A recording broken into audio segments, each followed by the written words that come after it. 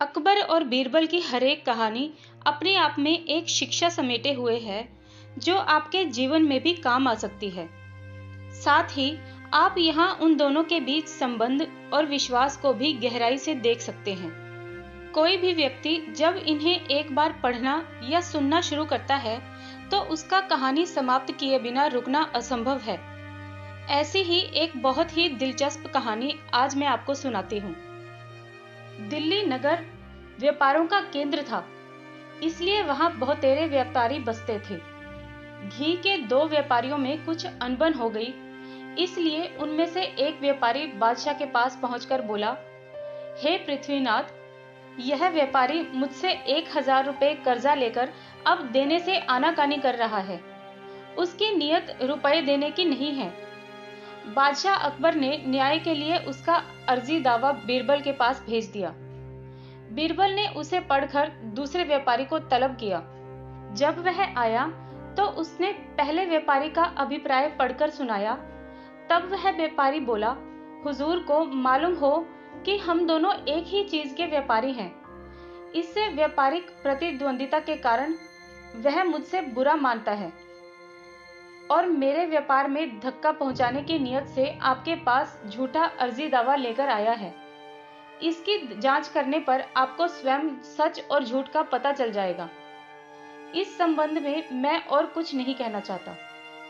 बीरबल ने उसकी बात मानकर उसको घर जाने की मोहलत दे दी।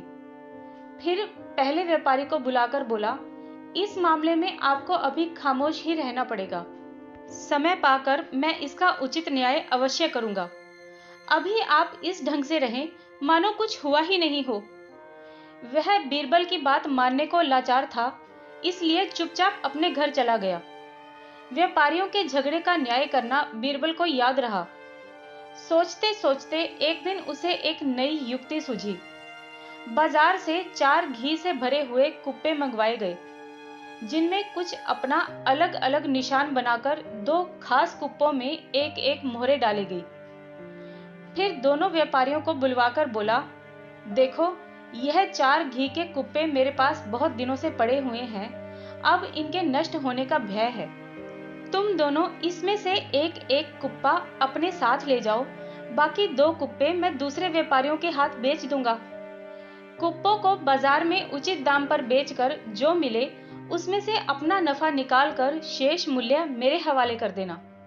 उनमें से पहले व्यापारी अर्थात वादी ने तो कुछ एतराज नहीं किया, लेकिन दूसरा व्यापारी यानी प्रतिवादी बोला, दीवान जी, इतने थोड़े से घी के लिए 4 व्यापारियों का क्या काम है। आप एक ही को चारों सुपुर्द कर दें। वह सारा घी एक साथ बेचकर सबका मूल्य अदा कर देगा। बीरबल ने जवाब दिया, नहीं, ऐसा नहीं हो सकता। हमारे लिए सभी एक समान हैं और हमें सबका ध्यान है। तुम केवल एक एक कुप्पा अपने साथ ले जाओ, बाकी मैं दूसरों के हवाले कर दूंगा। बीरबल ने उन दोनों व्यापारियों को दोनों गुप्त निशान वाले कुप्पे देकर विदा किया। घी कुछ खराब था। व्यापारियों ने सोचा कि बिना गर्म किए इसका ऐब दूर नहीं होगा, इसलिए पहले व्यापारी ने कुप्पे को तपाना शुरू किया। जब घी पिघल गया तो उसने उस घी को एक बड़े कड़ाहे में डालकर खौलाया। जब उसकी मर्जी के मुताबिक घी एकदम तैयार हो गया और उससे सुगंधी आने लगी, तो उसने फिर घी को उसी कुप्पे में भरना प्रारंभ कर दिया। जब घी उस कुप्पे के तली में पहुंचा तो किसी चीज के खड़कने की आवाज सुनाई पड़ी। उसे बाहर निकालकर देखा तो वह अकबर की मोहर थी। व्यापारी मन ही मन सोचने लगा, यह मोहर बीरबल की है, भूल से इसमें आ पड़ी होगी। उसकी वस्तु उसी को देना मुनासिब है। व्यापारी मोहर को लेकर बीरबल के पास पहुंचा और उसकी मोहर उसे देकर अपने घर लौट आया। बीरबल मोहर पाकर सोचने लगा, यह व्यापारी सच्चा है। दूसरे व्यापारी के कुप्पे से भी उसी प्रकार मोहर निकली, लेकिन उस लालची को सोना देखकर लोभ हो गया। वह उस मोहर को अपने ज्येष्ठ पुत्र को देकर बोला, इसको यत्न से अपने पास रखो, जरूरत पड़ने पर मुझे लौटा देना। इधर जो 2 कुप्पे बिना अशर्फी के थे, दूसरे 2 व्यापारियों को देकर बीरबल बोला, इसे बेचकर चौथे दिन सबके साथ मूल्य लेकर हाजिर होना। इस प्रकार यत्र तत्र कुप्पों को बेचने और धन संग्रह करने में चारों व्यापारी लग गए। जब पैसा जमा करवाने की निश्चित तिथि आई तो वे सभी बिक्री के रुपए लेकर बीरबल के पास आए। बीरबल ने 3 व्यापारियों का द्रव्य तो सहेज लिया। जब चौथे व्यापारी अर्थात प्रतिवादी की बारी आई तो उसका द्रव्य सहेजते हुए बोला, तुम्हारे कुप्पे में अन्य व्यापारियों से अधिक घी था, यानी 3 में तो 1-1 मन घी था, लेकिन तुम्हारे कुप्पे में 1.25 मन घी था। बीरबल की यह बात सुनकर प्रतिवादी घबरा गया और बोला, हुजूर, ये क्या कह रहे हैं? मेरे कुप्पे में भी 1 ही मन घी था। घी को गरमाते और तौलते समय उस जगह मेरे घर के और प्राणी भी मौजूद थे।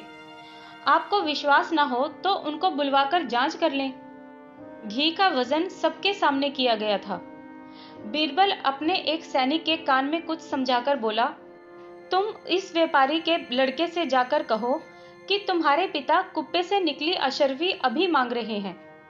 तुम उसे अभी लेकर मेरे साथ चलो। वह कर्मचारी जाकर व्यापारी के लड़के से बोला, तेरे पिता बादशाह अकबर की सभा में बैठे हैं, घी के कुप्पे से निकली अशर्फी लेकर तुझे बुलाया है। लड़का साथ हो लिया। अपने पुत्र को एकाएक दरबार में उपस्थित देखकर व्यापारी चिंताग्रस्त हो गया, परंतु विवश था। बीरबल के सामने उससे कुछ कह भी नहीं सकता था। बीरबल ने लड़के से पूछा, क्या तुम मोहर लेकर आए हो? जी हां, कहते हुए लड़के ने पिता के सामने ही मोहर बीरबल के हवाले कर दी।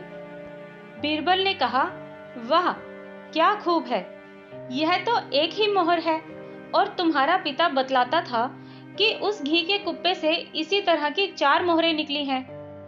लड़का बाप की तरफ देखकर बोला, पिताजी, 4 मोहरें कब निकली थी? आपने तो मुझको यही 1 मोहर दी थी ना। पिता इशारे से पुत्र को दबाते हुए बोला, भला यह तो क्या कह रहा है? कुप्पे से कब मोहर निकली थी? लड़का बेचारा भला अपने बाप की मंशा क्या जानता था। उसने विनम्रता पूर्वक उत्तर दिया, क्यों पिताजी, जब घी का कुप्पा तपाया जा रहा था तो उसमें से ये मोहर निकली तो थी, लेकिन केवल 1 ही मोहर निकली थी ना, 4 तो नहीं। इस पर बाप बोला, लोग अपनों से ही हारते हैं। फिर बाप ने गुस्सा मन से मार कर कहा, तू इतना बड़ा हुआ परंतु अभी तक तुझमें किसी बात की समझ नहीं आई। भला तू मेरे व्यापार को कैसे कायम रखेगा? इसी तरह बाप बेटे में कुछ देर तक बहस होती रही। तब बीरबल बोला, ये तुम्हारी बहसबाजी फिर चलती रहेगी। अब साफ साफ बयान करो कि तुम्हें मुद्दई का रुपया देना मंजूर है या नहीं। बीरबल की बात का उसने कुछ उत्तर नहीं दिया। इससे बीरबल चिढ़कर बोला, तू अब पट्टी पढ़ाकर मुझे धोखा नहीं दे सकता। जब तू केवल 1 मोहर के लिए इनाम छोड़ रहा है तो भला 500 की गठरी क्यों नहीं दबाना चाहेगा? बीरबल तो इतना कह गया, परंतु व्यापारी को ज्यों तक न रेंगी।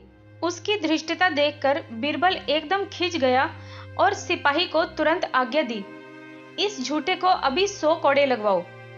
सिपाही कोड़ा लेकर मारने को तैयार हुआ। इस बीच व्यापारी का लड़का फिर बोल उठा, वाह पिताजी, अभी उस दिन तो आपने स्वयं कहा था कि इस महाजन को मुझे 500 का ऋण चुकाना है, परंतु चिंता की कोई बात नहीं है। इस समय रुपए मेरे पास मौजूद नहीं है, किसी और दिन दे दूंगा। अब आप उन रुपयों को इसे क्यों नहीं दे देते? अपने पुत्र की सभ्यता देखकर उस व्यापारी ने हार मान ली और बीरबल के सामने उन रुपयों को चुकाना स्वीकार किया। किसी ने सत्य ही कहा है, मार के आगे भूत भागता है। न 100 कोड़े की नौबत आती, न रुपया बरामद होता। बीरबल ने उसी क्षण वादी के रुपयों को दिलवा दिया और प्रतिवादी को सजा देकर रुपए मारने के अपराध में जेल भेज दिया। वादी अपना धन पाकर बहुत खुश हुआ और बीरबल के न्याय की भूरी भूरी प्रशंसा करने लगा। फिर बीरबल अन्य व्यापारियों को चिताकर बोला, यहाँ पर आप लोग अधिकतर व्यापारी ही उपस्थित हैं। सबको उचित है कि ईमानदारी का सौदा करें। बेईमानी का कार्य करने से पहले तो भला मालूम होता है, परंतु उसका परिणाम बुरा ही निकलता है। यह लड़का अभी तक बड़ा ईमानदार है, यदि यह बुरी संगति में नहीं फंसेगा और बाप का असर नहीं आएगा तो आगे चलकर इसका व्यापार तरक्की पर रहेगा। फिर लड़के को चिताकर उसे सदैव सच बोलने की शिक्षा देकर विदा किया। अन्य तीनों व्यापारी भी बीरबल की आज्ञा पाकर घर लौट गए। मित्रों, आज की ये कहानी आपको कैसी लगी मुझे कमेंट बॉक्स में ज़रूर बताएं। मेरे इस चैनल को सब्सक्राइब करें, इस वीडियो को लाइक करें और अपने फ्रेंड्स और फैमिली के साथ इस वीडियो को शेयर भी करें। तो मिलते हैं किसी और कहानी के साथ इसी चैनल पर। तब तक के लिए धन्यवाद।